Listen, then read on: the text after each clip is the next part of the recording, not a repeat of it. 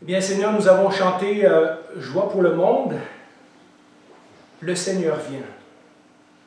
Et c'est pour cette raison que les anges, les bergers, les mages et tous les gens qui sont dans le récit de l'Évangile se réjouissaient à ce moment-là. Et depuis, eh bien, nous vivons notre vie et nous affrontons des difficultés et des problèmes. Et pour certains d'entre nous, les temps sont difficiles pour plein de raisons. Et pourtant, tu nous rappelles que nous pouvons, nous qui te connaissons, encore te chanter joie parce que le Seigneur revient. Et parce que nous savons qu'au bout de notre pèlerinage et au bout de notre vie qui parfois a plus de bas que de haut selon nos regards à nous, nous savons que nous verrons ton salut, nous verrons ta face, nous serons débarrassés de la tentation, du péché, du diable, de notre ancienne nature. Nous te verrons tel que tu es et nous serons transformés pour te ressembler. Et Seigneur, que dans ce temps des fêtes, même si nous réfléchissons beaucoup à ta première naissance, que nous puissions ne pas perdre de vue le fait que tu reviens et que tu reviens pour nous chercher. Merci Jésus, gloire à toi. Amen. Je vais faire un message aujourd'hui dans la série qui s'appelle Fêtes, Traditions et Culture.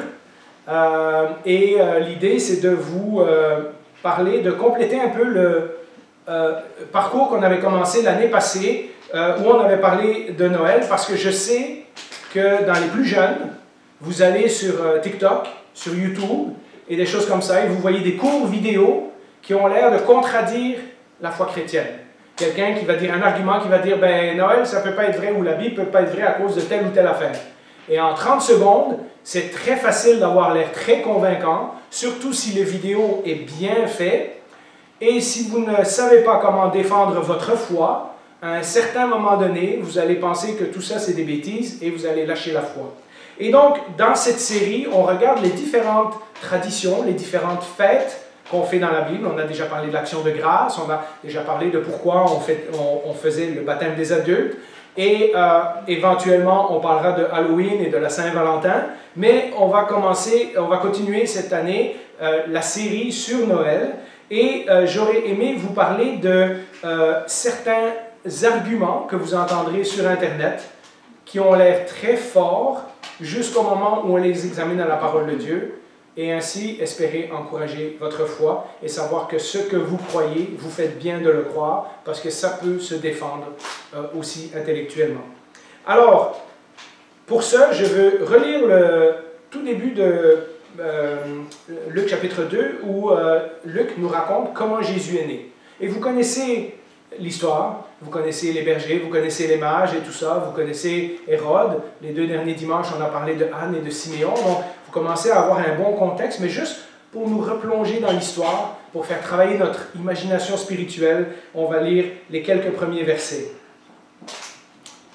À cette époque-là, parut un édit de l'empereur Auguste qui ordonnait le recensement de tout l'Empire.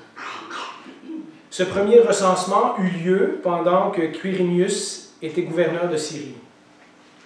Tous allaient se faire inscrire, chacun dans sa ville d'origine.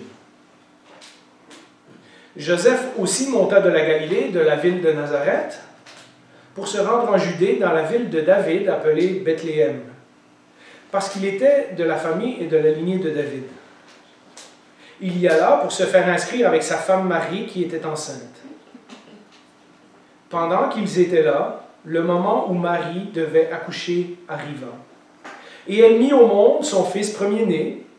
Elle l'enveloppa de lange et le coucha dans une mangeoire, parce qu'il n'y avait pas de place pour eux dans la salle des hôtes ou dans l'hôtellerie. Alors, vous connaissez cette histoire. Et lorsqu'on lit cette histoire, et qu'on n'est pas croyant, elle peut ressembler un petit peu à un conte de Noël. À une histoire qui commence par « Il était une fois un petit enfant qui est né », etc., etc. Et donc, dans notre société, on ne porte pas beaucoup attention, en tout cas de moins en moins, à la naissance de Jésus. Noël est devenu la fête d'à peu près tout, sauf de Jésus. Hein, la fête de la paix, de l'amour, des cadeaux, de la lumière, de la joie, de tout ce qu'on peut se souhaiter pour la nouvelle année. mais rarement aujourd'hui encore le monde parle de Jésus. Et lorsqu'on voit la tendance que la fête de Noël prend dans le monde, certains chrétiens sont confrontés avec la question, est-ce qu'on fait bien de fêter Noël ou pas? Et l'année passée, on a fait 2 messages sur le fait que des gens nous disent que Noël est associé avec des fêtes païennes, etc. Et je vous ai démontré que ce n'était pas du tout le cas. Je vous invite à réécouter ces messages-là si vous les avez oubliés ou si vous ne les avez pas entendus. Mais aujourd'hui, j'arrive à la question parce que dans certaines de nos églises, à une certaine époque, certains de nos pasteurs ont enseigné que ce n'était pas bien d'imiter le monde. Et donc, on en a conclu qu'il ne fallait pas fêter Noël. Et peut-être certains d'entre vous viennent d'arrière-plan, d'églises un peu plus strictes peut-être, qui n'ont jamais eu un sapin dans l'église, qui n'ont jamais fêté Noël parce que ce n'est pas dans la Bible, etc. Et aujourd'hui, j'aimerais un petit peu décortiquer tout ça pour que votre conscience soit tranquille et que vous puissiez prendre une décision éclairée. Avec chaque pratique culturelle, on l'a vu à l'Action de grâce, et on va probablement trouver le même questionnement lorsqu'on va parler de Saint-Valentin ou de Halloween. Les chrétiens se répartissent en général en 3 camps différents. Il y en a tout simplement qui acceptent toutes les fêtes sans réfléchir, parce qu'on pense que de toute façon c'est des fêtes, il n'y a rien de mal à ça, hein, il n'y a aucun message négatif là-dedans. On est, après tout, on fait partie de la société, on ne veut pas être différent des autres, donc on accepte tout sans faire de discrimination. De toute évidence, vous savez que ce n'est pas judicieux. La Bible nous enseigne à faire preuve de sagesse, à examiner les pensées, à examiner les philosophies du monde, et donc de tout accepter sans y réfléchir, ce n'est pas toujours une bonne affaire. Alors, à l'opposé, il y a les chrétiens qui vont tout rejeter. Simplement parce que si la Bible ne dit pas, ou si c'est pas clair, ou ça ressemble trop à ce que le monde fait, alors on ne fait plus comme eux, et on se retire et on se retrouve dans une sous-culture chrétienne. Je l'ai vécu beaucoup lorsque je travaillais à la librairie chrétienne, où on avait, je le dis souvent, mais c'est vrai, des artistes chrétiens qui vont faire de la musique chrétienne, qui vont enregistrer dans des compagnies chrétiennes, qui vont être distribués par des compagnies chrétiennes dans des magasins chrétiens qui ne seront achetés que par des auditeurs chrétiens. Et donc, il y a un cercle fermé où ce genre de musique ne sort jamais de ce milieu-là, où ce genre de livre ne sort jamais de ça. Et je pense qu'on doit réfléchir à ça et voir si on ne crée pas parfois des sous-cultures où on est juste bien à l'Église, puis on se débarrasse de tous nos amis non chrétiens parce qu'ils ne nous apportent rien de bon. On peut facilement glisser vers cette tendance de s'isoler et de se refermer sur nous-mêmes.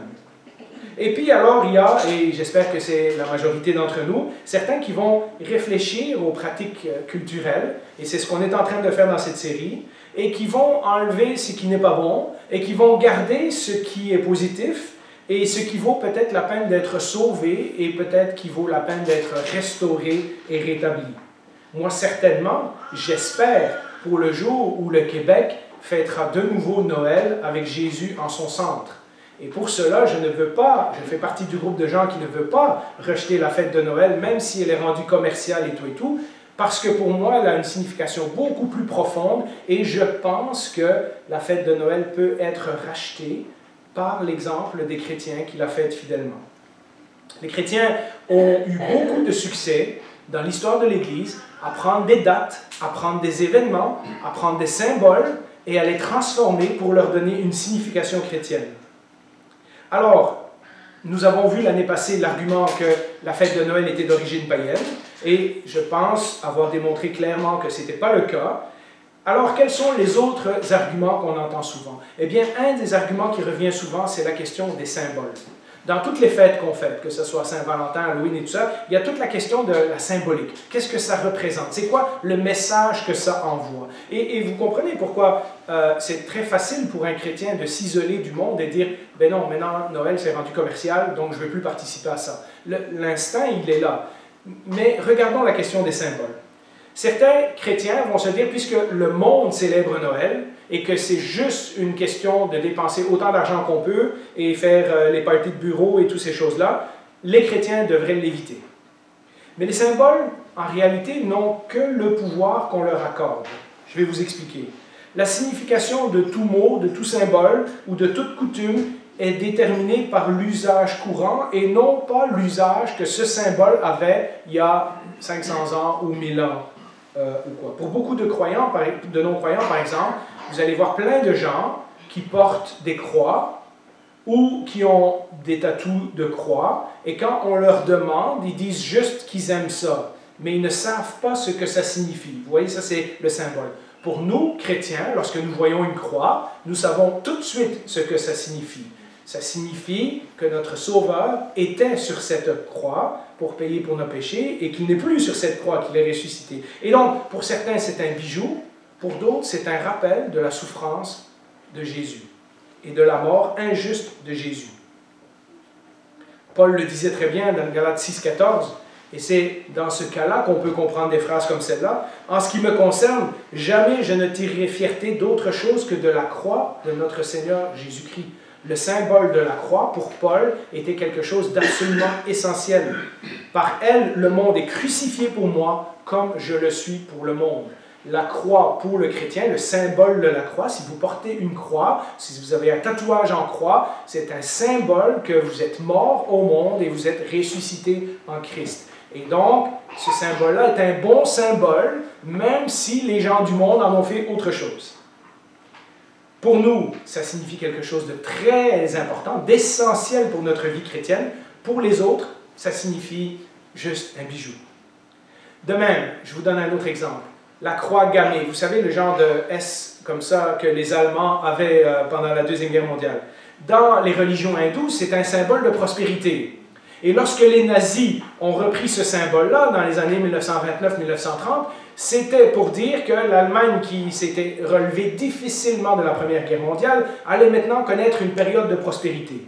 Mais vous savez ce qui s'est passé. Hitler est venu au pouvoir, les nazis ont conquis l'Europe, ils ont tué des millions de gens, et depuis, ce symbole, il n'y a plus personne qui ose le porter parce que c'est un symbole qui est devenu négatif. On associe maintenant à ce symbole quelque chose de négatif, alors qu'à l'origine, c'est un symbole hindou qui signifie la prospérité. De même, et on peut mettre l'image suivante, je vous ai mis quelques marques connues. On pourrait, il y a des vidéos sur YouTube qui sont très intéressantes, qui vous expliquent le Amazon. Amazon est là, vous voyez la flèche du A au Z, ça veut dire qu'ils ont tous les livres de A à Z.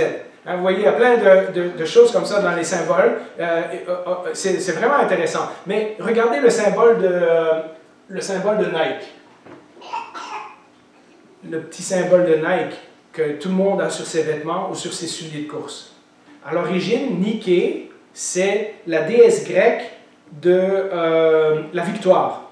Mais oui, ceux qui ont fait le symbole de Nike, qui ont pris le symbole de la déesse grecque de la victoire, or aucun d'entre nous qui porte les souliers Nike n'associe nos souliers au fait qu'on adore, par exemple, ou qu'on rend hommage à une déesse grecque. C'est devenu, pour nous, ce symbole ne signifie plus rien. C'est devenu vide de sens.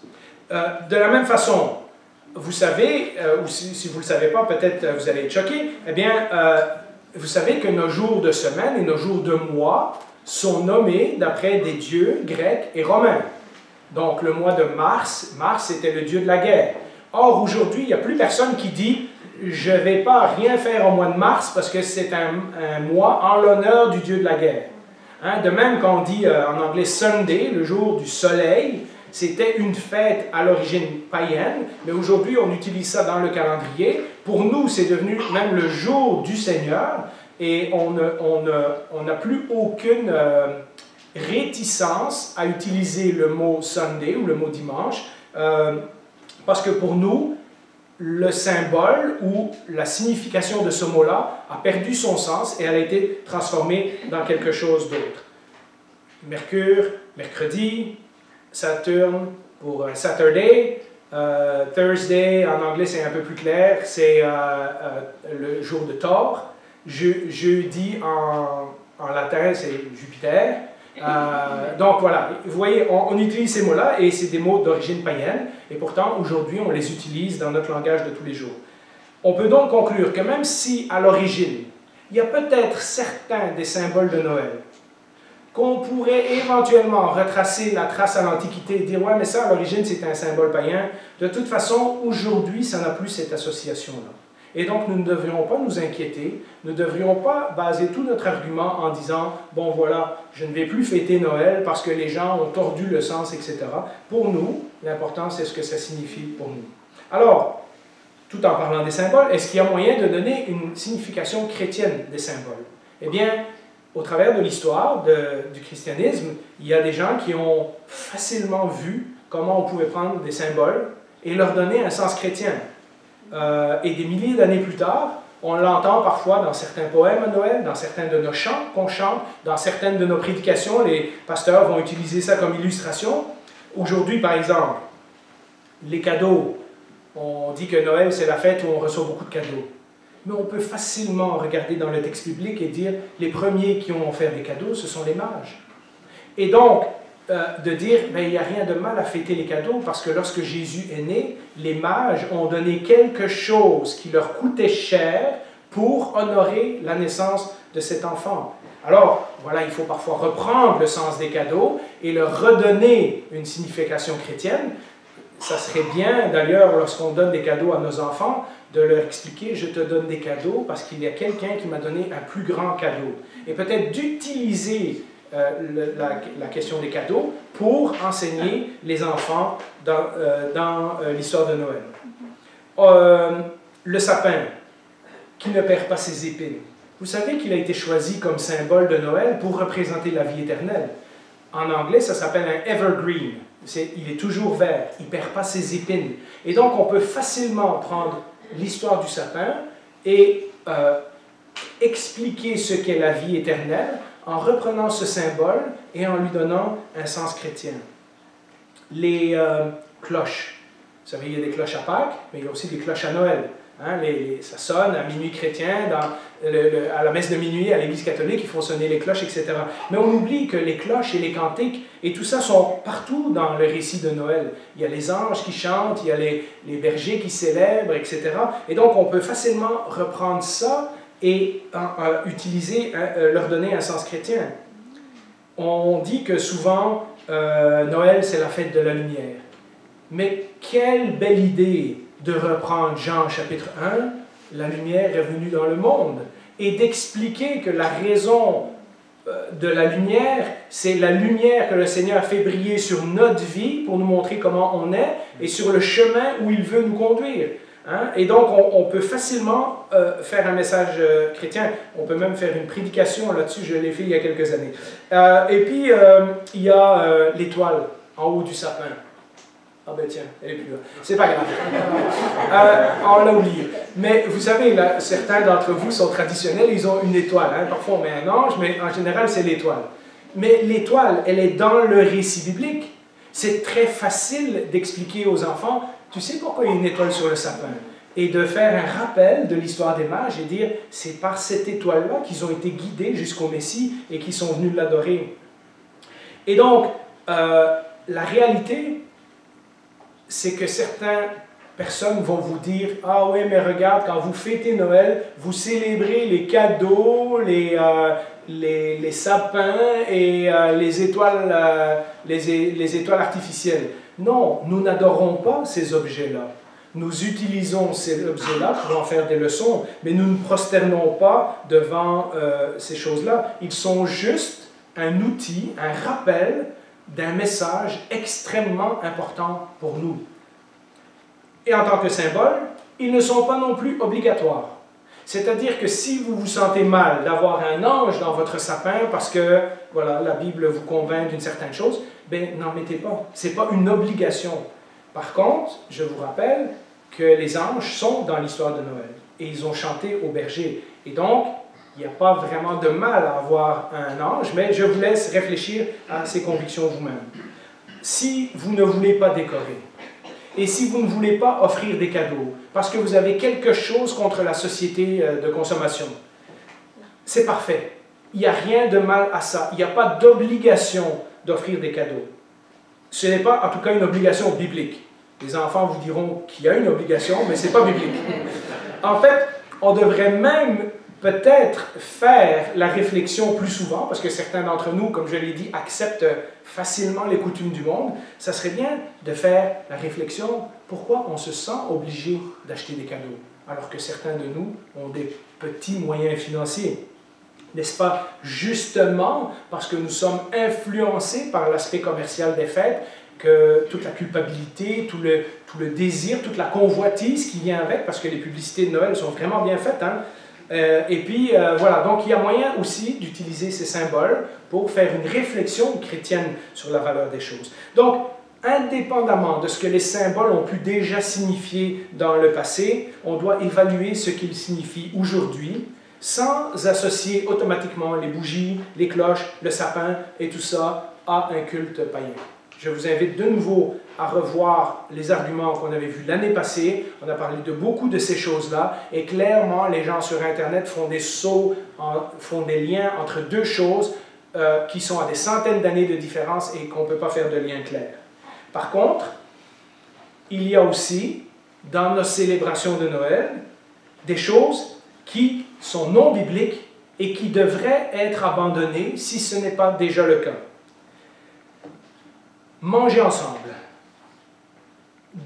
même boire, je ne veux pas choquer personne, mais même boire un petit verre de vin ou de champagne pour certains, ou offrir des cadeaux, ce n'est pas interdit dans la Bible. Mais la gourmandise est interdite dans la Bible. L'ivrognerie est interdite dans la Bible.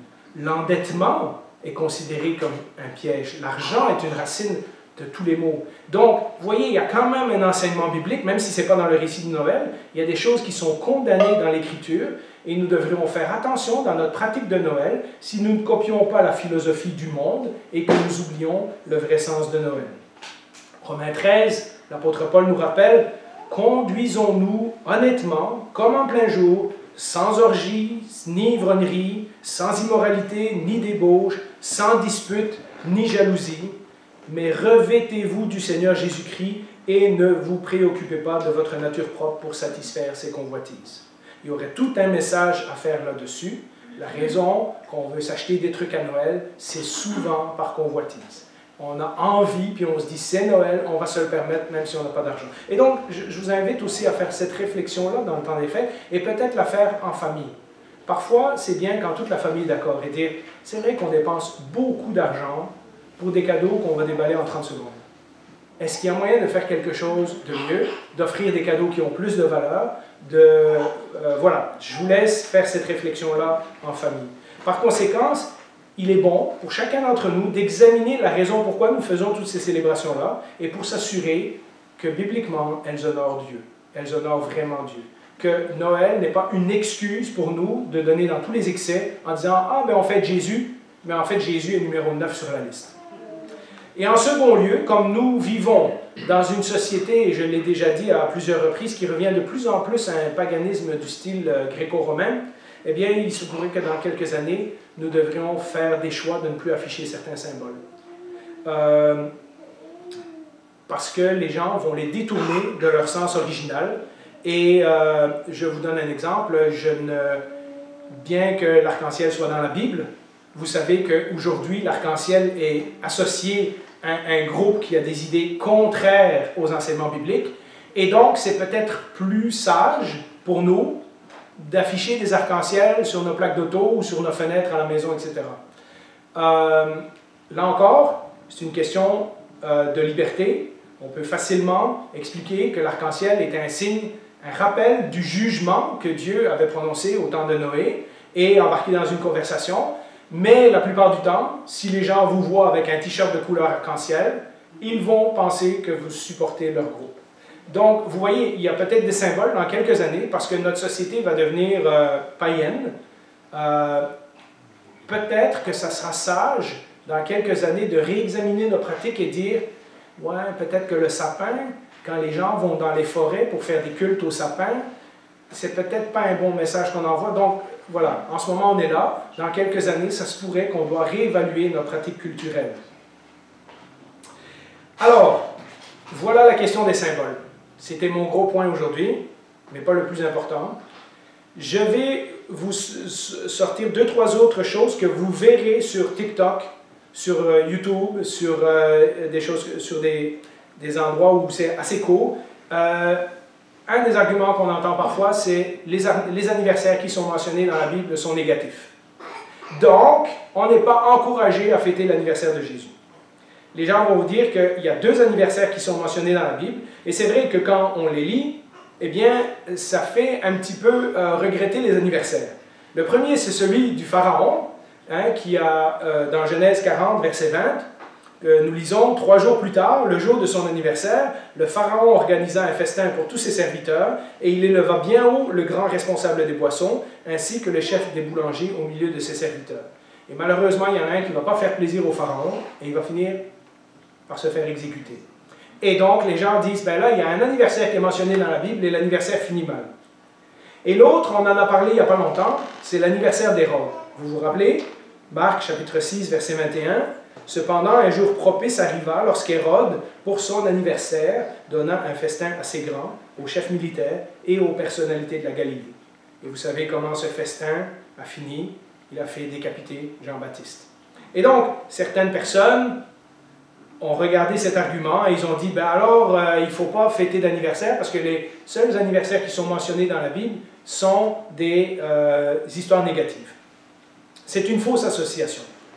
On ne dirait pas aujourd'hui, parce que Hitler a conduit une Mercedes, que plus personne ne devrait conduire de Mercedes.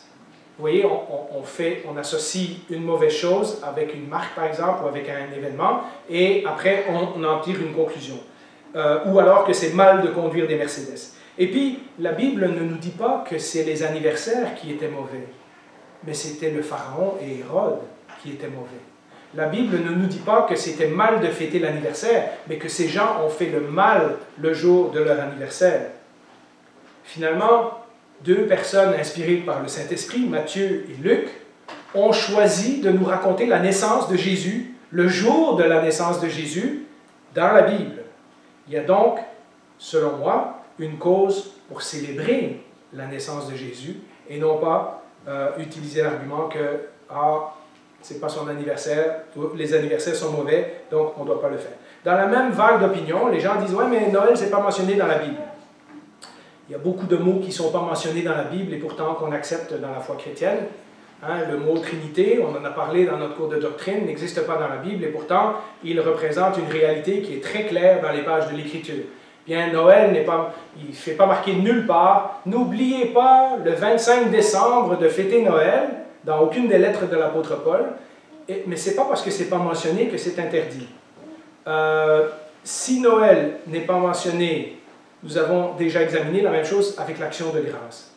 L'action de grâce qu'on célèbre aujourd'hui n'est pas une fête qui est dans la Bible, mais elle est associée à des fêtes qui avaient lieu dans l'Ancien Testament et que les premiers pèlerins en Amérique du Nord ont voulu reproduire pour avoir un moment de l'année où on remerciait Dieu pour les récoltes. Alors, Jésus, évidemment, a participé à des fêtes juives. On le voit souvent dans l'évangile de Jean, monter à Jérusalem pour participer aux fêtes. Mais Jésus, seriez-vous surpris, Jésus a aussi participé à des fêtes qui ne sont pas dans la loi de Moïse, dans l'Ancien Testament. Mais à une fête en particulier qui date entre la période de Malachie et le Nouveau Testament, qui est, aujourd'hui on appelle ça Hanouka, la fête de Yom Kippour. Dans Jean 10, versets 22 et 23, ça nous dit « Or, on célébrait alors à Jérusalem la fête de la dédicace », c'est un autre nom pour la fête de Yom Kippour. C'était l'hiver, Jésus marchait dans le temple sous le portique de Salomon. Et puis, rappelez-vous que Jésus a également célébré les noces de Cana, et Jésus était quelqu'un qui n'avait pas peur de rentrer dans la maison de Matthieu pour célébrer avec les collecteurs de taxes. Jésus a mangé avec Zachée. Jésus s'est fait inviter par des gens qui l'aimaient et par des gens qui le détestaient. Hein, Simon le pharisien, mais aussi Marthe et Marie. Et donc, nulle part dans la Bible, on ne voit qu'on ne peut pas faire de fête. Parce que sinon, de dire qu'on ne doit pas célébrer l'anniversaire de Jésus, ça voudrait aussi dire qu'on ne doit pas célébrer après un mariage ou une naissance. Et vous seriez surpris qu'il y a certains groupes de chrétiens très sectaires qui ont cette approche-là. Il y a d'ailleurs même des sectes issues du christianisme. Si je ne me trompe pas, j'ai des amis témoins de Jéhovah et ils ne célèbrent même pas les anniversaires. Donc, vous voyez comment on peut prendre des textes de la Bible, en tirer des conclusions et aller trop loin dans une certaine dans une certaine direction. Je ne suis même pas surpris s'ils ne célèbrent pas Noël aussi. Il me semble qu'ils ne célèbrent ni les anniversaires, ni Noël. Ils ne célèbrent rien du tout. Donc, voilà, ils ne célèbrent pas. Je vous laisse tirer la conclusion. Il y a quelques groupes qui suivent des pratiques comme ça, mais Paul nous rappelle, parce que l'Église aux Colossiens était aussi infiltrée par ce genre de philosophie qui disait que ben ça c'est mondain, ça a à voir avec tout ce qui est physique, tout ce qui est matériel, tout ce qui est humain, c'est pas bon, tout ce qui compte c'est le spirituel, etc.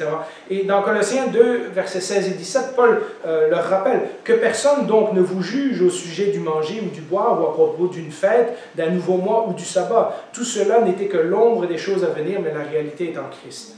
C'est-à-dire que si on célèbre une fête et qu'on sait qu'on la célèbre pour honorer Christ, et on devrait faire ça dans nos anniversaires aussi, c'est-à-dire remercier le Seigneur pour une année de plus qu'il nous donne, ou qu'il donne à nos enfants, ou à notre conjoint, ou à notre conjointe. La réalité est en Christ. Les Colossiens étaient influencés par ce genre de philosophie, dont certains d'entre nous sont influencés, qui visent à se couper du monde et de se concentrer seulement sur les trucs spirituels. Un genre de style de vie de privation, de légalisme, etc., et Paul dit, et vous lirez la suite des versets 16 et 17, si vous lisez la suite du chapitre, Paul dit clairement que ces choses n'ont aucune valeur spirituelle, à part la satisfaction personnelle de bien paraître aux yeux de ceux qui nous regardent. Donc ceux qui veulent être, comme on dit en québécois, plus catholiques que le pape, la Bible dit, ça c'est pour leur propre satisfaction personnelle. Ce n'est pas une façon biblique d'agir. Dans le même genre d'excuse, on dit, ben on ne connaît pas la date exacte. Donc comment on sait si c'est le 25 décembre, etc. La Bible, c'est vrai, ne nous dit pas quand Jésus est né. Dans les chants, ça nous dit que c'était l'hiver et qu'il gardait les moutons blancs, mais en réalité, on ne sait pas vraiment si c'était l'hiver ou pas. Certains voient ça comme une preuve que Dieu ne veut pas qu'on célèbre la naissance de Jésus, sinon il nous aurait donné une date. Mais d'autres voient dans le récit de la Nativité, et c'est ma conviction, que c'est un événement qui mérite toute une célébration. Je vous l'explique bibliquement.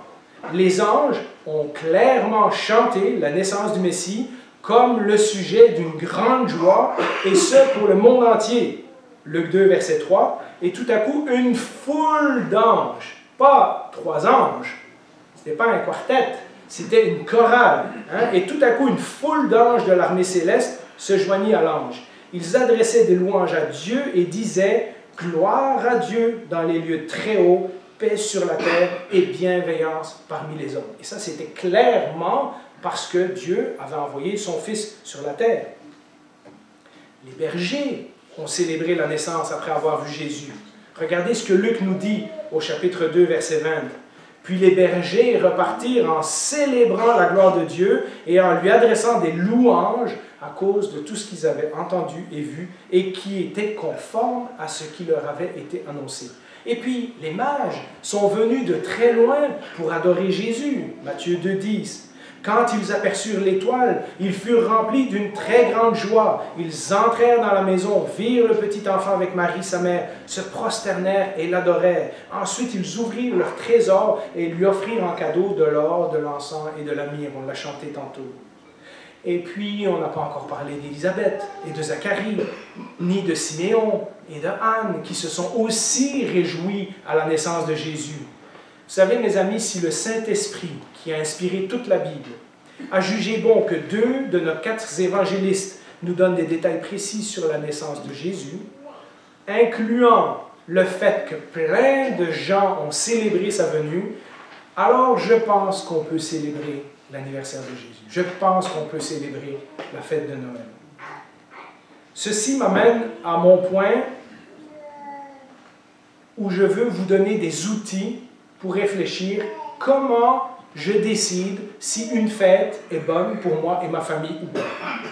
Les chrétiens qui célèbrent Noël, en général, on y voit l'occasion comme une chance de proclamer que Christ est venu pour les nations, de dire au monde qu'ils sont piégés dans le mensonge et dans les ténèbres et que Jésus peut leur offrir une nouvelle vie.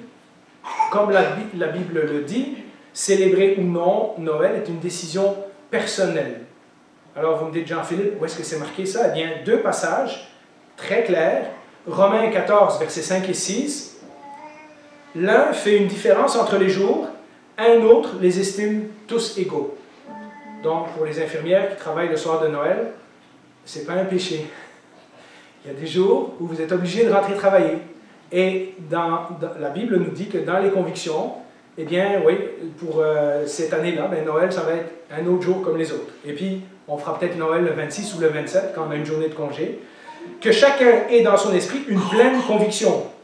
Celui qui fait une distinction entre les jours le fait pour le Seigneur, et celui qui ne fait pas de distinction le fait aussi pour le Seigneur. Celui qui mange de tout, c'est pour le Seigneur qu'il le fait, puisqu'il exprime sa reconnaissance à Dieu. Celui qui ne mange pas de tout le fait aussi pour le Seigneur, et il est reconnaissant envers Dieu. Et il y a un autre passage dans le même genre, en plus du passage de Colossiens tantôt, et ça, c'est des passages que vous pouvez prendre pour évaluer toutes les fêtes, pas simplement Noël. Vous pouvez reprendre cette réflexion-là lorsque ça sera le temps de décider si vous voulez fêter Halloween avec votre famille ou pas. 1 Corinthiens 10, verset 25 et suivant nous dit « Mangez de tout ce qui se vend au marché sans vous poser de questions par motif de conscience, car la terre, avec tout ce qu'elle contient, appartient au Seigneur. » Les Corinthiens étaient pris avec la viande sacrifiée aux idoles. Hein, on sacrifiait de la viande, et ensuite de ça, cette viande était revendue au marché. Et les gens savaient que ça venait du temple, et ils se demandaient, ben, si la viande a été offerte aux idoles, on fait quoi? Et il y en a qui ne voulaient pas y toucher, et il y en a qui la mangeaient parce qu'ils disaient, ben, de toute façon, les idoles, ça n'existe pas. Et Paul leur explique que la terre et tout ce qu'elle contient appartient au Seigneur. Si un non-croyant vous invite, et que vous acceptez d'y aller, mangez de tout ce qu'on vous présentera, sans vous poser de questions par motif de conscience. Mais si quelqu'un vous dit « Ah, c'est de la viande offerte aux idoles », alors n'en mangez pas, à cause de celui qui vous a informé par motif de conscience. Vous comprenez, c'est pas « moi je fais ça parce que ça ne me dérange pas », c'est quand vous allez chez quelqu'un et que ça les dérange, adaptez-vous à eux, respectez leur opinion sur le sujet. Je parle ici non de votre conscience, mais de celle de l'autre personne. Puisqu'en effet, ma liberté serait-elle jugée par une conscience étrangère? Si moi, je mange avec reconnaissance, pourquoi devrais-je être blâmé à propos d'un aliment pour lequel je remercie Dieu?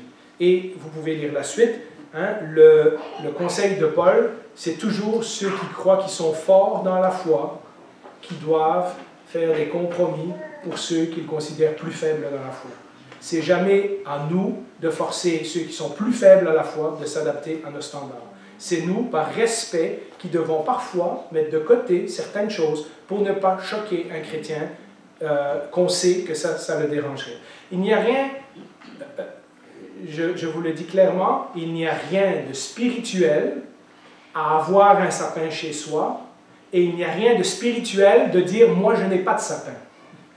Il n'y a aucune supériorité d'offrir des cadeaux ou de ne pas offrir de cadeaux, de fêter Noël ou de ne pas fêter Noël. À savoir si on considère de fêter le 25 décembre ou pas fêter le 25 décembre. D'après ces passages, Paul nous dit que nous ne devons pas juger la conscience de quelqu'un d'autre.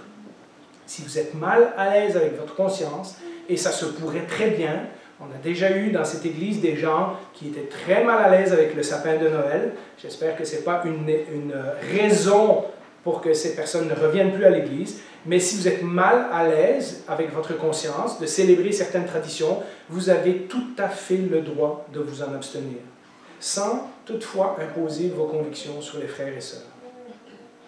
Et l'inverse est vrai aussi. Si vous êtes à l'aise, vous n'avez pas non plus le droit de critiquer les frères et sœurs qui ne pensent pas la même chose que vous. Ça, c'est de l'orgueil spirituel et c'est un péché. Alors, si vous allez chez quelqu'un qui célèbre différemment de vous, alors par amour chrétien, adaptez-vous à eux. Mais de grâce, basez vos convictions sur des passages, sur une bonne étude de la Bible et non pas sur des arguments que vous avez entendus sur TikTok. Alors, ma conclusion, et c'est là que je voulais en venir, la vraie raison de Noël. La vraie raison de Noël, ce n'est pas les cadeaux. Ce n'est pas le besoin d'amour. Ce n'est pas la famille. Ce n'est pas la joie. Ce n'est même pas d'avoir un temps de paix, parce que pour beaucoup d'entre nous, on a quelques jours de congé, puis on en profite pour décanter un peu. Nous avons un autre besoin, beaucoup plus urgent. que nous voyons très bien lorsque nous célébrons Pâques, mais que nous oublions souvent lorsque nous célébrons Noël.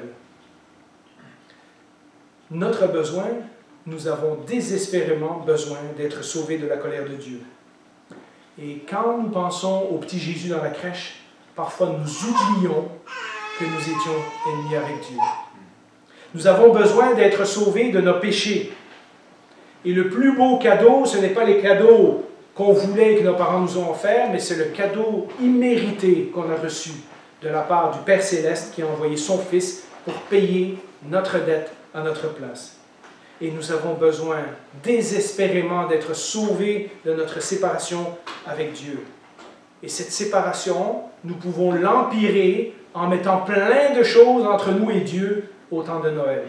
Les cadeaux, les repas, la famille et tout ça. Et puis tout à coup, le 31 décembre, on se rappelle qu'on a oublié de parler au Seigneur. Nous avons besoin d'être sauvés de ces choses-là. Ne laissons pas les festivités, les symboles, obscurcir ce message de Noël. Alors, quand nous souhaitons joyeux Noël à quelqu'un, nous ne souhaitons pas que leur journée soit belle. Pour beaucoup d'entre nous, ce Noël n'a pas été une belle journée. Rosine a été à un enterrement, ma mère a été hospitalisée toute la semaine. Alors, vous savez, entendre le mot joyeux Noël comme « j'espère que tu vas avoir une belle journée », c'était pas tout à fait ça qu'on avait besoin d'entendre. Mais ma famille et moi, on s'en est parlé, on a dit, on peut quand même se dire joyeux Noël. Vous savez pourquoi? Parce que quand on dit joyeux Noël, on ne signifie pas que ta journée soit belle, on dit joyeuse venue de Jésus, joyeux pardon des péchés, joyeuse réconciliation avec Dieu pour la vie éternelle. Et ça demeure vrai qu'on a eu une bonne ou une mauvaise journée de Noël. Alors, bibliquement, je vous souhaite joyeux Noël en vous rappelant ce qu'un Noël signifie. D'accord? Prions. Bien, Seigneur, merci de ta parole. Merci de la sagesse de ton Saint-Esprit, de nous avoir donné ce récit de ta naissance, où nous pouvons chaque année nous ressourcer, nous replonger et être revigorés, quand bien même notre vie va mal, parce que nous nous rappelons la vraie raison de ta venue.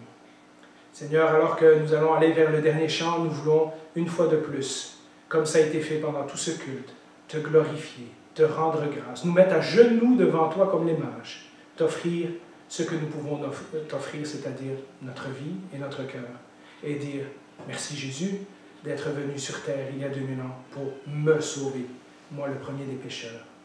Merci Jésus pour me donner la force de continuer dans cette vie, et merci Jésus parce qu'un jour tu reviens me chercher. Joyeux Noël. Amen.